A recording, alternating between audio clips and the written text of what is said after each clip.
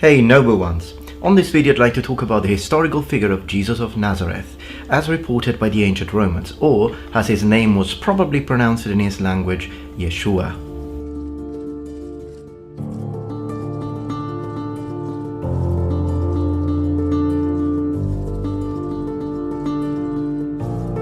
Some people try to prove he existed at all costs, accepting all evidence a priori. Others try to prove he didn't, refuting all evidence without even looking into the actual context. This is a critical historical investigation, so I will try to be as unbiased as possible, even though implicit bias, unconscious bias is inevitable to a certain extent. I'll do my best to be as fair as possible in my evaluation of the ancient sources, some of which we will read in the original Latin, and draw a picture of how solid of a historical figure Jesus actually was when examining what the ancients said. The video will not be about doctrine or beliefs, as I would never use my platform as a way to push my personal beliefs onto my subscribers. I respect you and your personal beliefs. At the end, having examined all evidence fairly, I will draw my conclusions, but feel free to let me know if you agree or disagree in the comments below. So, what sources are we going to use? On this video we'll examine mostly non-Christian evidence, with just a couple of exceptions. Publius Cornelius Tacitus, one of the greatest Roman historians and senator of Rome. Gaius Suetonius Tranquillus, Roman historian, early imperial era. Titus Flavius Josephus, Romano-Jewish historian born in Jerusalem, at the time part of Roman Judea.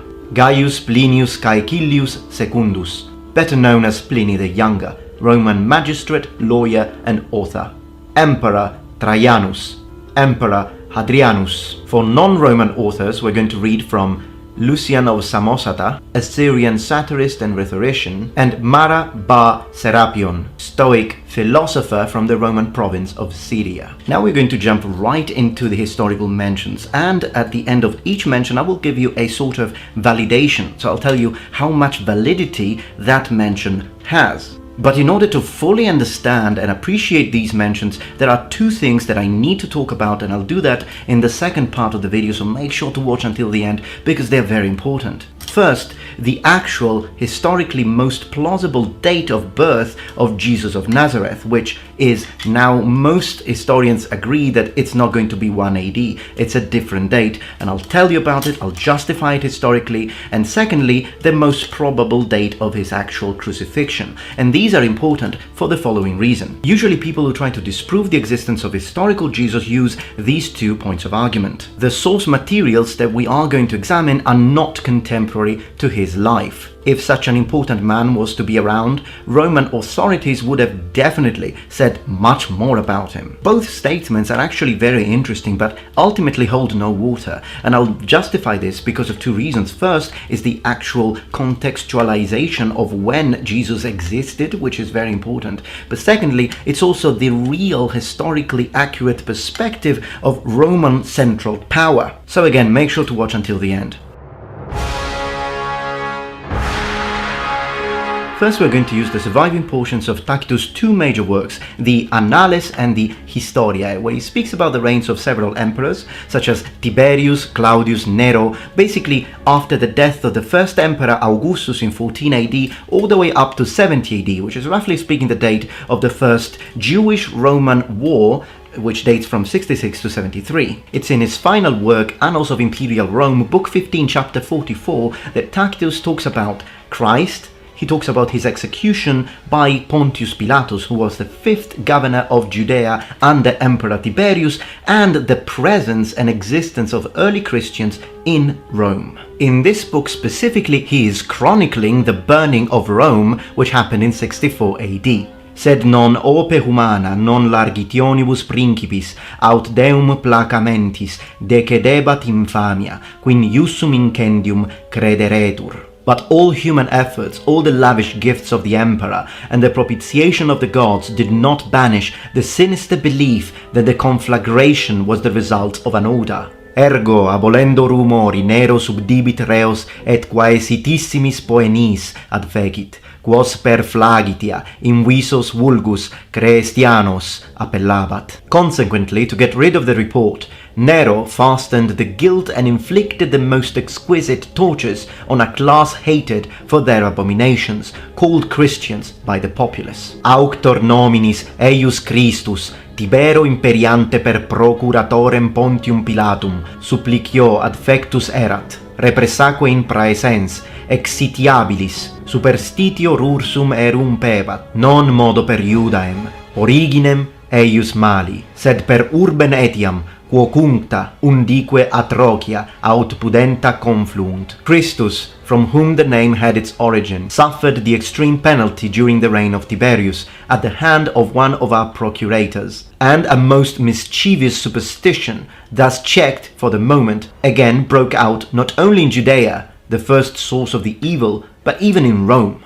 As a Roman historian, Tacitus had no Christian bias. In fact, he had no sympathy for the Christians. He speaks about their abominations, and he speaks of Christianity as the origin of evil. And when he uses the expression abomination, he's actually referring specifically to the early Christians believing that they were partaking, or at least some early Christians believing that they were partaking of the literal body and blood of Christ every time they were taking the sacrament, which sounded as an abomination to Roman ears. So what Tacitus is telling us here is that Jesus was executed by the governor of Judea, Pontius Pilate, for crimes against the state, and a religious movement of his followers sprang up in his wake. Remember, this is not seen by Roman authorities as a positive thing, it's seen as a negative thing. We could in fact refer to this as the first documented confrontation between early Christians and Roman authorities. Also, please notice that Tacitus never accused Nero of being the one who burnt Rome. Such accusation will come from Cassius Dio in the 3rd century, but what Tacitus is saying is that Nero, in his opinion, was using Christians as scapegoats. From this statement we learn that there were a sizable number of Christians in Rome at the time,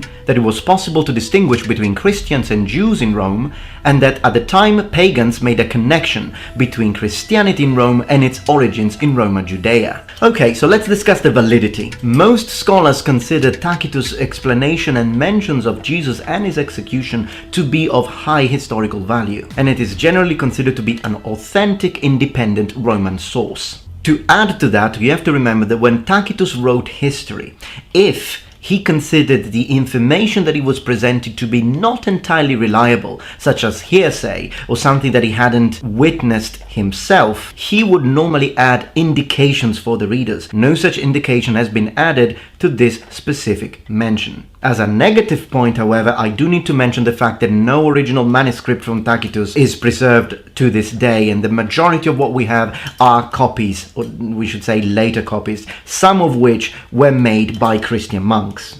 Now, were the contents of this message changed or altered in any way by the medieval monks that were copying this manuscript into their own abbey? Well, of course, we can't know for sure. Most historians agree that the message is authentic. However, I do need to point out that a spelling correction did happen. Some sort of alteration did occur. In fact, at the time, two kinds of spellings and two kinds of words to speak about Christians were used. Christianos with an I and Christianos with an E. The medieval version instead will always be Christianos with an I, and we notice that there is a space in one of the two manuscripts between the I used for Cri and the Stianos, and that is because originally probably was written with an E, which would have filled the gap, but that was removed as a form of correction by monks. So yes, some alteration happened, but most scholars believe that the message is authentic.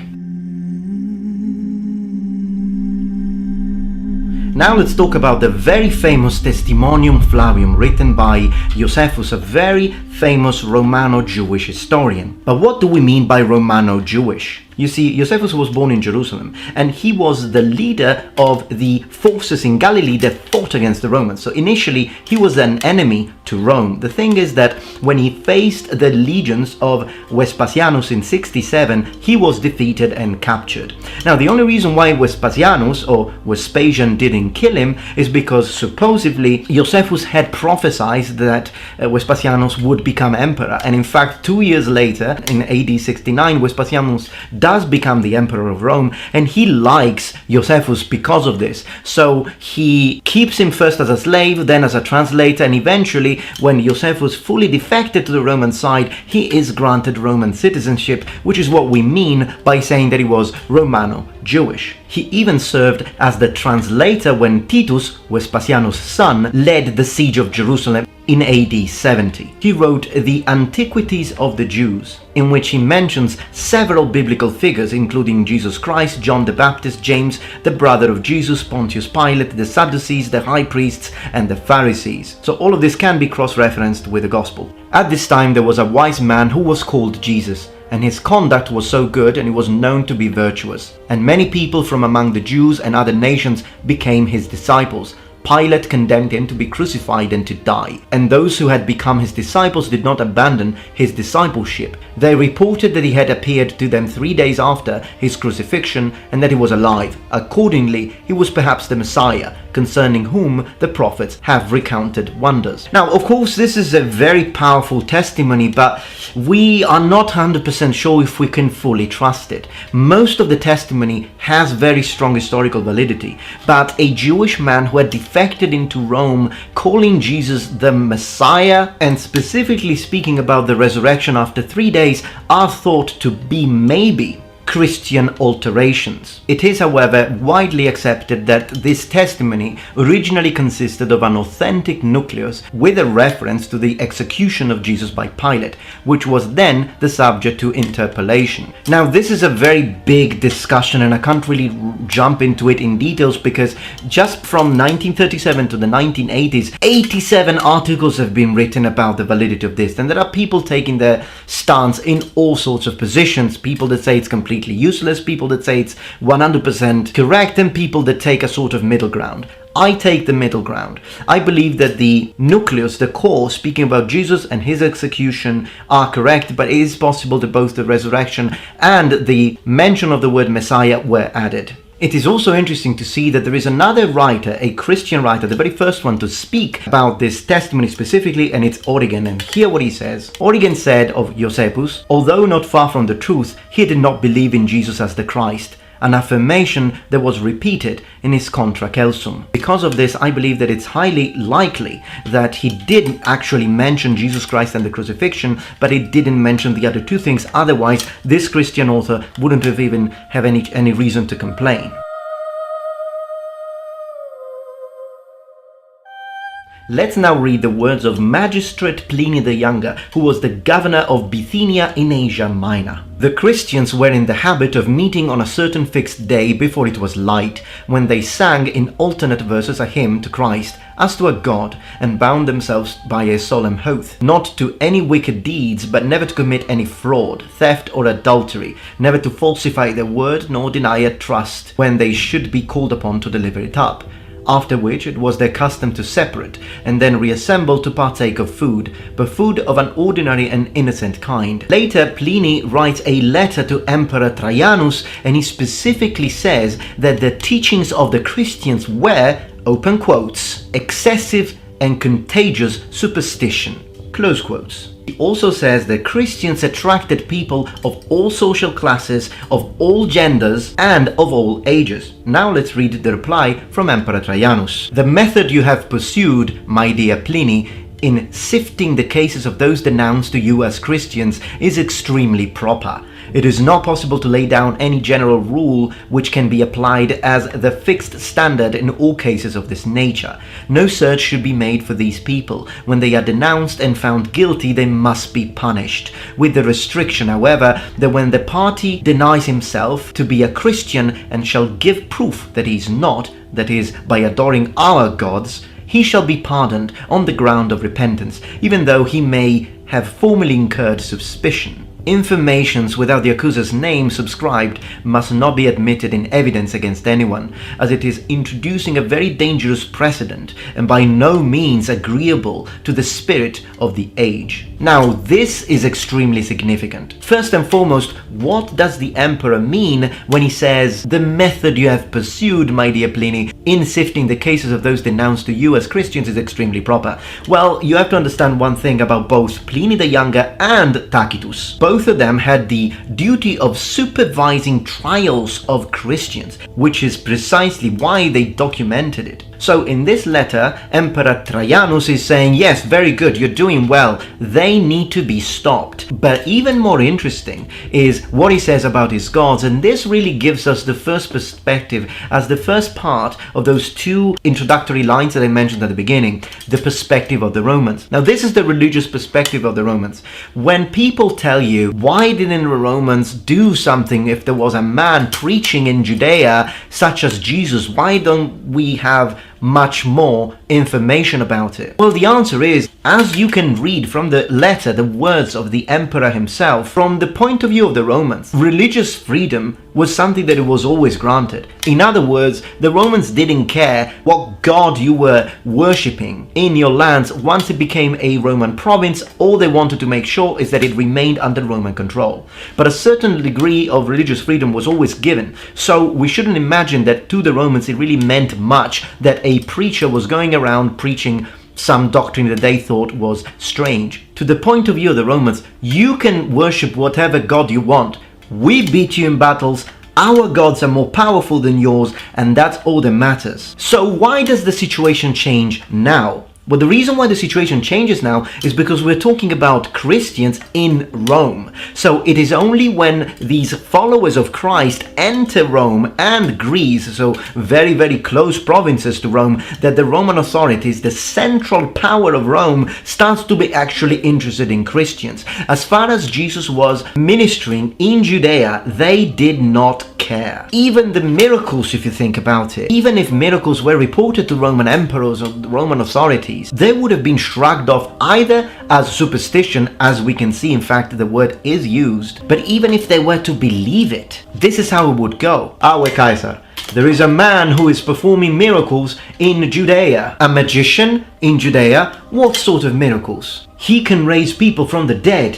What people? Who did he raise? Oh, a friend of his by the name of Lazarus. Is that it? He raised a man? Okay, good for him. The point I'm trying to draw here is the only miracle that could have really interested Roman authorities could have been, sir, this man made an entire legion disappear. Or, sir, this man can multiply swords and armor. In other words, from the perspective of the ancient Roman, if it doesn't directly threaten Roman military control, it does not matter. From a Roman point of view, Jesus' birth means absolutely nothing, because Judea was considered to be a backwater province in the fringes of the empire. And even his ministry, which, if we are to believe the Christian reports, was only 3 years, wouldn't have mattered much to the Romans. Which explains why, if they heard of him, they would have called him either a magician, a superstitious wise man, which is exactly what we are finding in the letters. It only starts mattering for the Romans once the followers grow in numbers and enter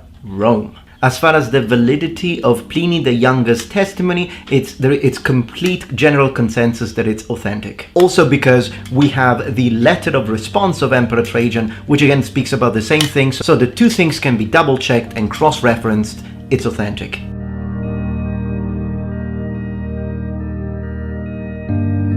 Now let's talk about the words of Gaius Suetonius Tranquillus, who was the chief secretary of Emperor Hadrianus. He says, because the Jews of Rome caused continuous disturbances at the instigation of Chrestus, Claudius expelled them from the city. After the Great Fire of Rome during Nero's reign, punishments were also inflicted on the Christians, a sect professing a new and mischievous religious belief. Again, notice both the negative approach and negative point of view of these mentions towards the Christians, but most importantly, of historical significance, the mention of the instigator, meaning Chrestus, which is again a different spelling of Christus, both being a period for the time. Now, the validity of these testimonies at the moment is not questioned in the academia, and that is because you have to remember that the Romans were particularly meticulous when it came to both records, and these are all period.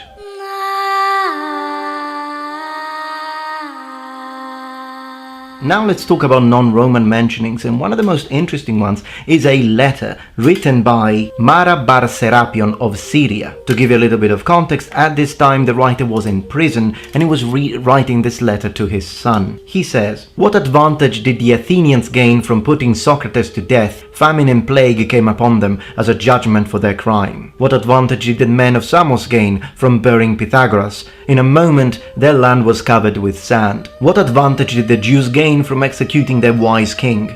It was just after that their kingdom was abolished. God justly avenged these 3 wise men. The Athenians died of hunger, the Samians were overwhelmed by the sea, the Jews ruined and driven from their land, live in complete dispersion. But Socrates did not die for good. He lived on in the teachings of Plato. Pythagoras did not die for good. He lived on in the statue of Hera. Nor did the wise king die for good. He lived on in the teaching which he had given." Now, even though on this letter there is no mention of the word Christos or the name Christos, or should we say title, Messiah, it is still interesting because he does call him the King of the Jews, which we know was not only an expression that was not used by the Christians, but it was an expression that is linked to what was written on top of the cross of Jesus with the letters in Ri, which translate Jesus Nazarenus Rex Judae, Jesus of Nazareth, King of the Jews.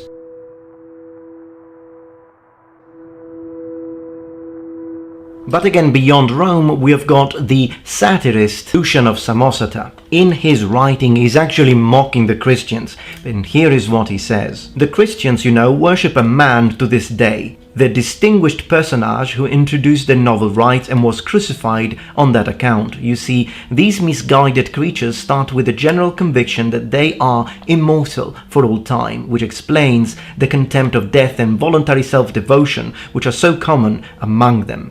And then it was impressed on them by their original lawgiver that they are all brothers, from the moment that they are converted and deny the gods of Greece and worship the crucified sage and live after his laws. All this they take quite on faith, with the result that they despise all worldly goods alike, regarding them merely as common property." Now again, this is one of those non-Roman mentions that do not use the term Christ specifically, but they do mention the crucifixion. They call him a sage and a lawgiver. And also, further on in his writing, Lucian mentions that the Christians were using sacred writings. But we still have more. In the Jewish Talmud, we have a mention of the crucifixion of Christ, which is again a non-Christian mention.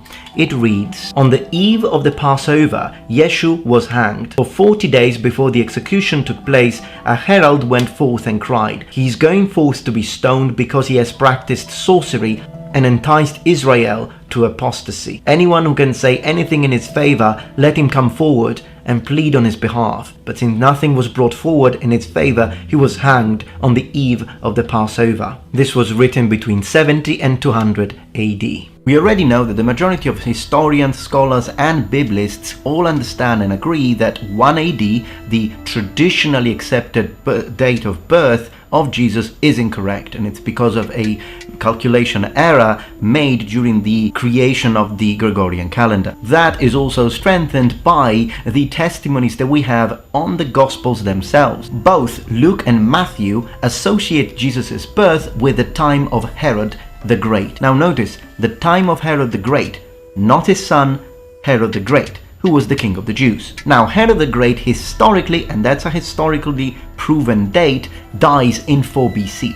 So already we can see that the date of birth of Christ cannot be AD 1, but it has to be sometime before 4 BC. I know it sounds strange to say that Christ's birth was sometime before Christ, but now another important event that can help us understand when exactly that happened is a Roman census, because it is mentioned again in the Gospels and in other accounts. But what is a Roman census? In ancient Rome, a census was the act of counting the people and evaluating their property for taxation in a given province. Now, Roman census happened all the time. So a number of censuses were most likely performed throughout the Roman world under Sentius Saturninus. We know that an important census happened in AD 6, but then again that one is no use for us. But we also know that another very important census happened exactly in that area in 8 BC. Now this helps us because then we understand that Jesus' birth most likely occurred between 8 BC and 4 BC. Given the information of the murder of the innocents that again we have at the hand of King Herod, so obviously before he's dead, when he wanted every child born between age 0 and age 2 to be killed, and that does happen around that time, I believe that the most historically probable date would be 6 BC. Now that's significant because if Jesus was born in 6 BC, then at what age was he actually crucified? Another event in Jesus' life that can help us pinpoint the date of the crucifixion is something that happened before, and it's very, very important. That is the baptism of Jesus, and at the same time of the baptism, something else happens. That is the famous event, gospel event, whereby Jesus literally rebukes the merchants at the temple because they were selling animals and he didn't like that. It's a very famous gospel event. That event happened very closely to his baptism. The accounts tell us that that incident at the temple happened after 46 years from the building of said temple. Let's now cross this gospel reference and Jewish reference with again Josephus Flavius, the Roman historian. He tells us that again this specific temple was built in 20 BC, which means 20 BC plus 46 years, we are in 26 AD, which would be the year of the actual baptism of Christ. Now, connecting this with the previously explained information of Christ's actual date of birth being 6 BC, that would mean that his baptism occurred at age 32. This already creates a completely different story because it also tells us that most likely he didn't actually die at age 33, but he died older than that, and it is very possible that his death or crucifixion, even though I can't really give you a specific date, would have happened sometime before 37 AD, which is the death of Emperor Tiberius. This is interesting because it pushes everything a bit forward.